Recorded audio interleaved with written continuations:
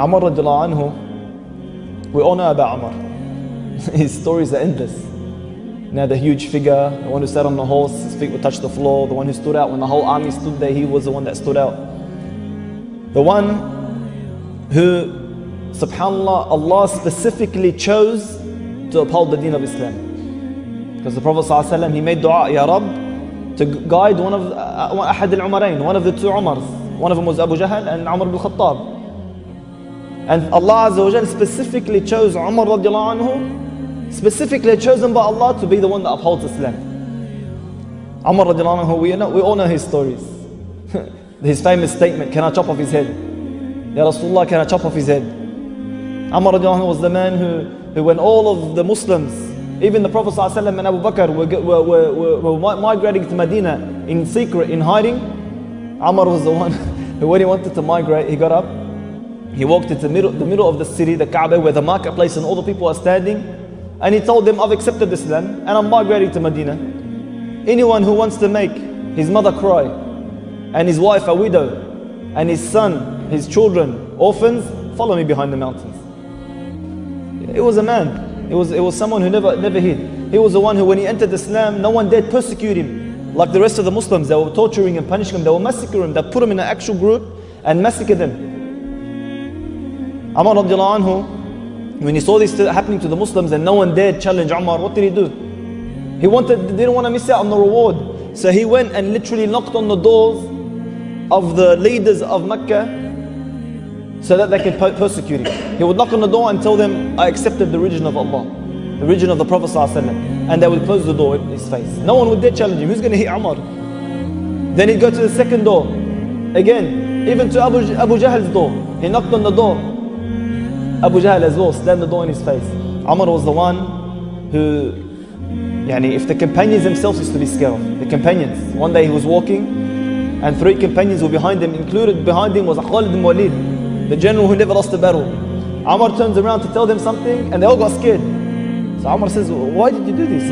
Are you scared because of my oppression or because of my justice? They go, because of your justice. He gives them, may Allah increase your fee.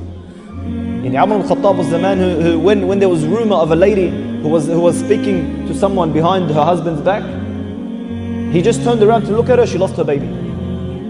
Umar was a man who Allah Azza wa Jal loved. And Umar is the man who on the day of judgment, Islam literally will come and grab Umar's hand and raise it and bear witness for Umar, for how much he gave to this religion. Umar radiallahu anhu was the man who, when he was so pure, Al-Faruq, the criterion between right and wrong, he was so pure that when he would speak, Allah would reveal it in the Quran. Several occasions when the wives of the Prophet played that trick on the Prophet ﷺ. And then Umar radiallahu anhu couldn't believe what they did to him. So he went to the wives of the Prophet and he spoke to them. And he told them, basically, if you don't fix yourselves up, Allah Azza wa Jalla will replace you with someone better for the Prophet ﷺ. Aisha couldn't accept this. She goes, do you have to speak on behalf of the Prophet?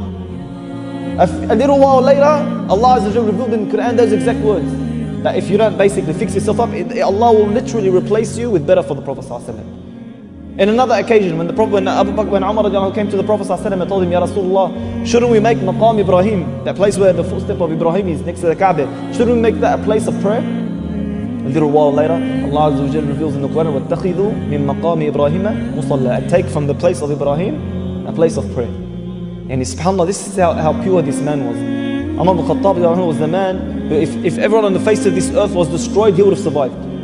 That time when the battle of Badr occurred, and Umar radiallahu anhu, the Prophet ﷺ done shura with the companions, and Umar gave his opinion and all the rest of the companions agreed on one opinion. And the Prophet ﷺ took the opinion of Abu Bakr and the rest of the companions. Later on, Umar is walking down the road and he sees the Prophet ﷺ crying and Abu Bakr next to him, and they're both crying. So he says, Ya Rasulullah, why are you crying? Let me know so I can cry with you. And if I can't cry, I'll force myself to cry. Prophet ﷺ told him, Ya Umar, if it wasn't for a previous verse that Allah had revealed, Allah would have destroyed us all. And you would have been the only one that survived. Because his opinion was correct and the rest of the companions were all wrong. So Umar Ibn Khattab, on many occasions, look at his status. Look how much Allah Azza wa Jalla loved him. Look how much he gave to Islam. A man who would literally spend his days working for the people in his khilafah and literally spend the nights giving the rest of the nights for Allah Azza wa Jal.